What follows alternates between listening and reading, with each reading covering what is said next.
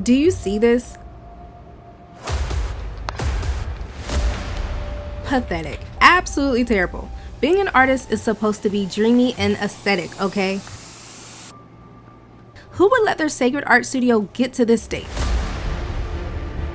No one with any self-respect. No one with any respect for the arts. It's a shame, really. Oh wait, this is my room. Well, I can explain. It'll make sense if we just go back a little. See, dreamy, aesthetic, organized. This used to be me, creating nice art in a nice studio. I even switch things up every now and then. Look, here I moved my paint shelves from the left side of the room to the right. Still clean, still functional, still Pinterest worthy. And then yeah, I had that tiny bump in the road when I decided to declutter 600 items in 3 days. And I dumped literally everything I owned on the floor to decide what to keep and what needed to go. That was crazy. Still can't believe I did that. But then look how amazing the studio was after that. Look at all this open space. This was the cleanest my art studio had ever been. And now we're back here. Okay, so what had happened was the particle board holding up my heavy paint containers finally gave out after holding it down for over 6 years. My poor baby was just like, no, can't do it anymore. Hit that point of failure and everything collapsed. You should have seen it. There was a crack like thunder across the house, and then I swear, I thought the walls were falling down in my condo. Thank God no one was hurt, and thank God Hanada wasn't in the room when it happened, because it was absolutely nuts. There was ink everywhere from cracked bottles, paint everywhere from exploded tubes, and these heavy cabinets even dented my floors. It was a hot mess. Now I need a major art studio makeover in the worst way. So let's get started.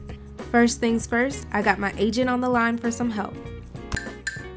Baby, I'm an engineer. You just gotta trust me. Trust me, my life. Oh, thanks, baby. I won't let you down. Wait, no, these aren't together. So lift up those plants real quick. So first things first, we have to get everything off of the shelving units in order to dismantle them. And here, ladies and gentlemen, is the infamous broken shelf. Look, I have nothing negative to say about the shelving unit because I've literally had it for over 6 years.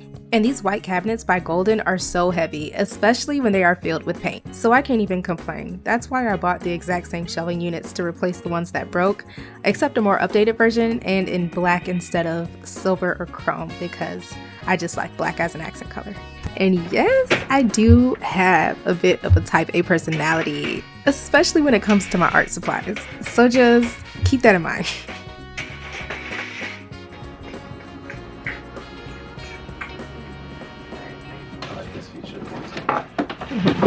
Uh-oh. What are you doing with all this trash? Oh, good question. What? No, we can't take these things down the dumpster. Says who?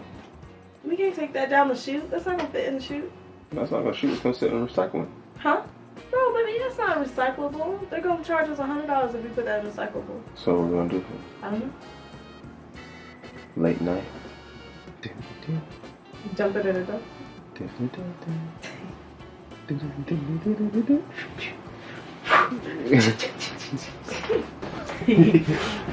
What's in these boxes? Baby, just don't mind your business. Mind the business that minds you. As we're taking it off of the shelving units, we're just placing this stuff all around the house because where else is it gonna go? So the house just looks crazy. If you watched my decluttering video where I decluttered 600 items in 3 days, you already know, like, my house be looking crazy when I organize because I always just like to see everything and just have everything in front of me so that I can reorganize it. I don't know. That's just what my brain likes to do. From when that stuff spilled. Rockin' Arctic Sun. Gotta rock the merch. So what are we gonna do for like a mallet? I can go grab some. Grab what? This can right here. Huh? Baby, can you not let those things scrape on the floor like that? There we go. Baby, that's a terrible idea. A can, a spray paint can, you know they're gonna explode. So like air compressors. No, not that.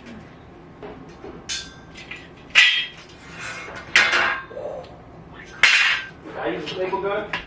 The what? Never mind. Can we use the tape measure?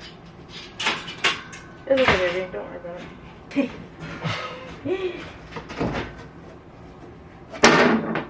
There you go. Mission complete. Next. Watching that back was so funny to me. Oh my gosh, I love my man. He is the best husband in the world. But when I say my man is not handy, okay? He is not handy, and that is fine. It is 100% okay. I worked in engineering and construction for almost 7 years. So we're good, babe. I got it covered, because watching myself like slowly lose patience is just so funny. So the acrylic paint and the clear bin are my extras, and the acrylic paint that I'm actively using goes on my black rolling cart so I can roll it around while I paint. If you're like me and you like to stock up on your go-to supplies when they go on sale, and maybe you overdo it just a little bit too much like I tend to, here's a tip. Store away your duplicates so you don't accidentally open up 3 tubes of the exact same paint color at one time, and when you run out of one color, just grab a new one from your extras bin. And your extras bin can be out of sight, out of mind, because you don't need to see it every day, but you know where to find it when you need it. Hi, baby. Were you waiting on me?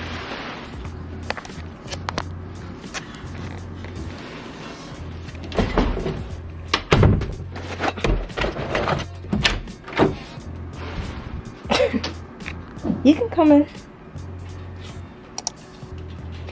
Not much space. I know.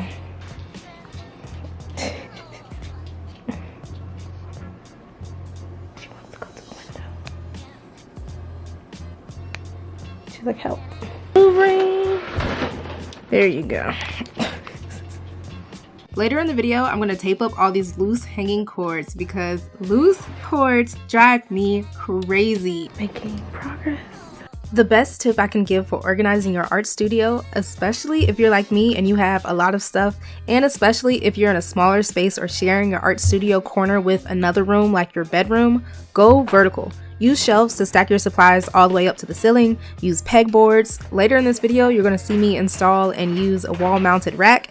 And if you don't want to spend money on a shelf or rack right now, use hooks or binder clips to attach things to your wall.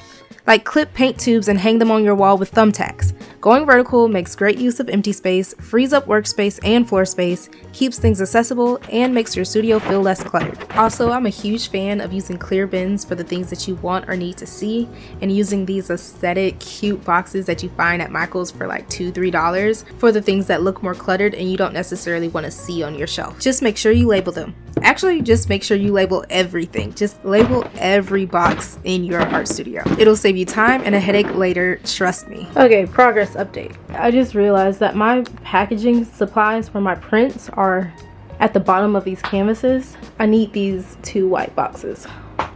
So my husband just went to the gym and is not here, and he's gonna be upset. But I think I'm about to take all of these canvases off the top. He's gonna be upset because it's very tall and kind of hard to balance. Maybe I'll just get a taller ladder. So we're making progress. This shelf, the silver one, still needs dismantling. All these canvases I have to take off so that I can tear this shelf apart. This printer on the top, I'm gonna have to move it. All these plants, gonna have to move them. Oh, I can do one thing. This goes here. Anyways. Small wins, small wins. This white floating shelf right here, I want to put that up here above the printer, because now that I have this huge printer, this wall is just like dead space. So I need to put at least a shelving unit there so that we can store some things on that shelf. Every time I have a huge transition in my life, I just feel like I need to reorganize everything. I don't know if y'all can relate to that, but like when I have a huge transition, like quitting my job, not working full-time from home, I'm like, okay, I need to reorganize the entire art studio, reorganize my life. Like everything just needs to be super organized, like, and when I go into a new transition in my life, so I feel like I got my stuff together, at least on like the physical aspect, and then I feel like my mind feels more organized and confident in like the mental aspect. I don't know, it may be weird, but that's me. Here's another tip. Be super mindful of the order that you store your supplies. Don't put your most used items at the bottom or you'll end up doing exactly what I'm doing here every time you need them. The name of the game is easy access. The more efficient we can be in our art space, the more carefree we can be when we're creating, and the less annoyances we have when we're deep in our flow states. One important lesson I learned the hard way: when stacking canvases, always stack them on the corners. If you put a smaller canvas in the center of a bigger one, the bigger canvas will stretch and warp under the weight. If it's enough weight, it can even put a hole in the canvas. So you want the pressure to sit on the wooden support frames, not the actual canvas surface. Trust me, it only takes one stretched painting or one ruined canvas to never make that mistake again. And you might be wondering, why do I even have so many canvases in the first place? Well, I bought most of them years ago during one of those big Michael's canvas sales, everything 70% off, if you know, you know. But what had happened was, as I grew as an artist and started taking my work more seriously and investing in higher quality supplies, I created a painting on one of those thick 2¼ inch gallery frames, and y'all, I never looked back. The quality was top tier. And after that, I completely stopped using level 1 canvases and was this close to decluttering all of them, until I got a better idea. Now I use those canvases for the canvas prints I sell in my shop. I take a staple remover and pull off the old canvas, print my artwork on canvas paper using one of my fine art printers, and then I use that staple gun my husband mentioned earlier to staple the print onto the original frame. It has been the best use ever for all of these level 1 canvases, and it's honestly saved me so much money on stretcher bars. And any thicker canvases you see in my studio, those are the ones I actually paint on. If you want me to make a full video on my wide format printer or a detailed step-by-step guide on how I make canvas prints at home, drop a comment below.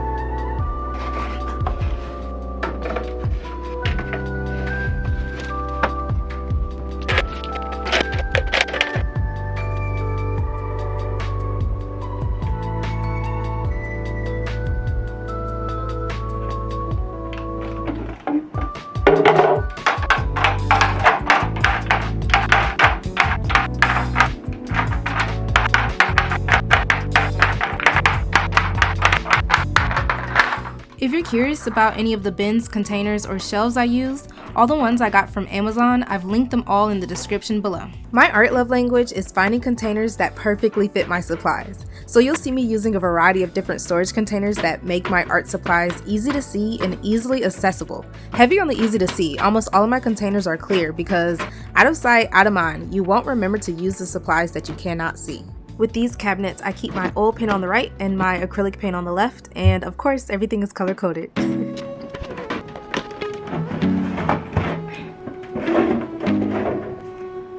I'm not gonna lie, I don't use any of these paint mediums and additives and solvents and fluids. I just don't use any of this. I use gesso occasionally, and that's about it. But I don't know, I guess I'll hold on to these in case I want to experiment someday. So I dismantled the other shelving unit. Time to build the new one, put all these canvases back up, and fill up my new shelf. So these shelving units are customizable. So the last setup I had here was only 2 tiers because with all my traveling over the years, I somehow lost one of my vertical brackets, so I couldn't build it all the way up. But this time I'm going for the full 5 tiers to make it taller and way more functional, especially for my canvases. Because when it's just one big open space, it's so hard to access the canvases or the supplies at the bottom. Adding more tiers to separate the space makes it so much easier to access everything without having to dig for it.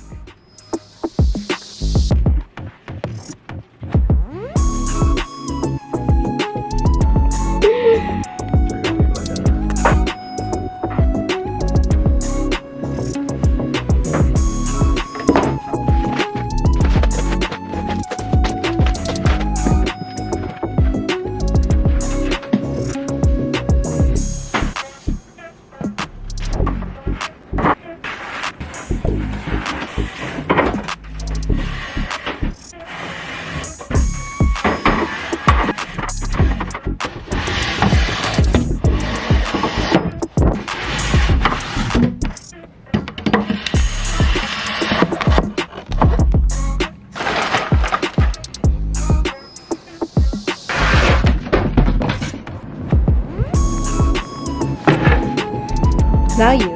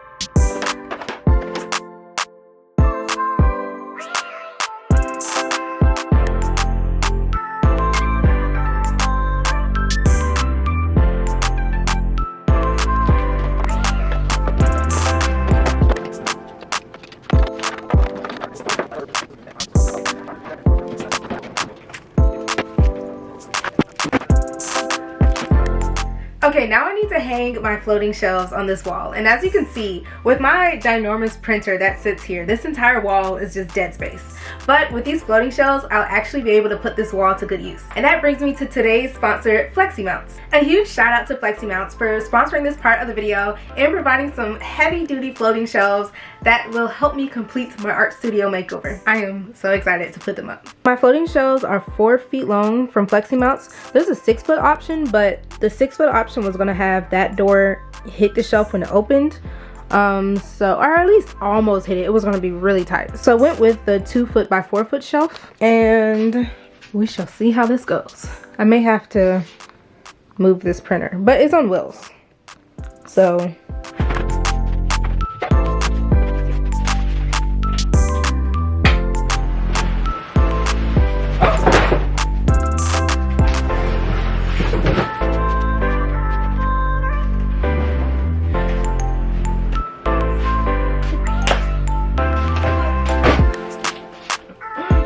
this product is from FlexiMounts. FlexiMounts is a US company dedicated to providing effortless storage and organizing solutions for garage and home. Their products are highly rated on Amazon, with their classic garage racks being bestsellers trusted by many for their quality and innovation. So these shelves come with everything you need. 2 separate 2x4-foot shelves, screws, anchors, washers, a level instructions, and an installation template, which was so helpful. I wish every assembly required product came with an installation template because it made the process so much easier. So here I'm checking what height my shelf needs to be so I can still open all parts of my printer.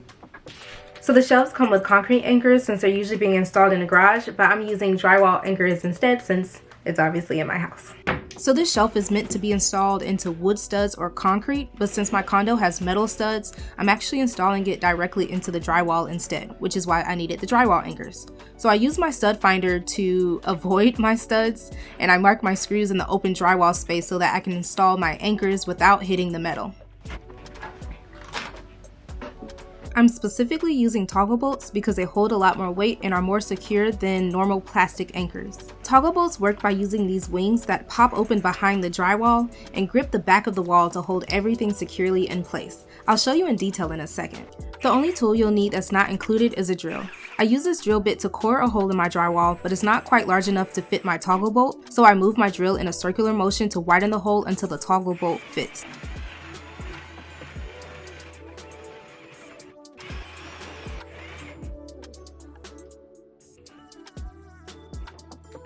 So I'm going into all this detail for my DIY people who love doing things themselves but also want to do it right. So here is a guide on how to use a toggle bolt, not just for these shelves but anything that you need to mount. Start by putting your washer on the bolt, then thread the bolt through the hole of whatever it is you're mounting. After that, twist the wings onto the bolt with the closed side facing you, like Pac-Man is chasing you or eating you. Repeat that for however many mounting points you have. Then fold the wings down, push the toggle bolts through the wall, and once it's inside the drywall, the wings will pop open behind it. A tip is to place all of the toggle bolts in the wall at the same time without pushing any of them through yet, then push them all through at the same time. Now here's the important part. Start screwing them in by hand. You need to pull it gently towards you while tightening so the wings stay snug against the back of the wall. Otherwise the bolt will just spin around in there doing absolutely nothing. Once it feels tight and secure against the wall, you can finish tightening it with a drill.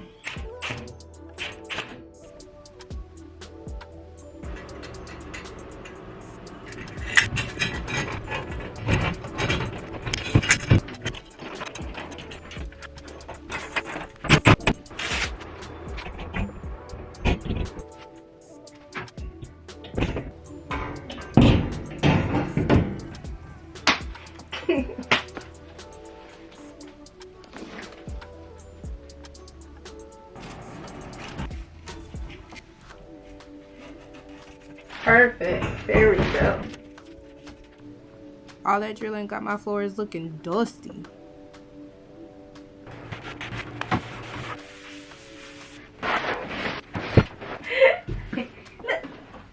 Look. 1, 2, and 3. Take my didn't you measure? Measure. Excuse me, I had to talk my smack to my husband real quick. But now, storing things on my new rack. The main thing I'm going to be storing here are my reading journals, which will be arriving in like 2 weeks, and I am so excited.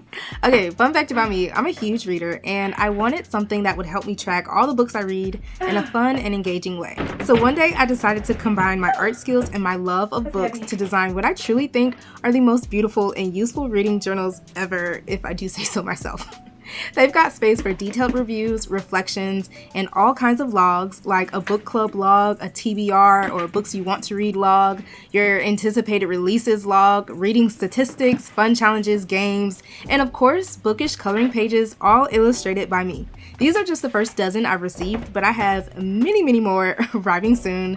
And if you're interested in the journal or any of my Art or ArtXSun apparel, head to artxsun.com to shop and sign up to be notified when the journals officially go on sale in just a few weeks. I'm posting a full inside tour of my reading journals next week over on my bookish YouTube channel found by ArtXSun. So if you want a closer look at all the pages and features, plus some of my reviews on the books I've been reading lately, definitely go check it out after you finish this video, of course. So in this part, I just took all my supplies out of the clear bins, went through everything, got rid of anything I didn't want anymore, and then separated and reorganized it all. My organizational style has always been making a huge mess before I get it organized. I don't know why, but it has always worked for me. So bin number 1 holds a lot of my paint, colored pencil, and pastel sets, along with a bunch of gold leaf products that I still haven't used yet, but I'm eager to one day. And bin number 2 holds my plethora of sticker paper for the stickers I sell in my shop, and a bunch of pen and marker sets.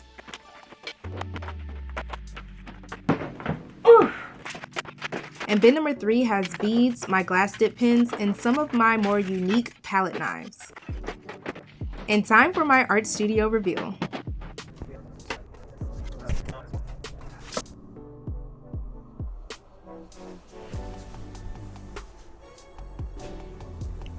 If you made it this far, you're the real MVP. Comment a paint palette below if you made it to the end, and let me know your biggest struggle and your biggest tips when it comes to keeping your creative space organized. Thank you so much for watching.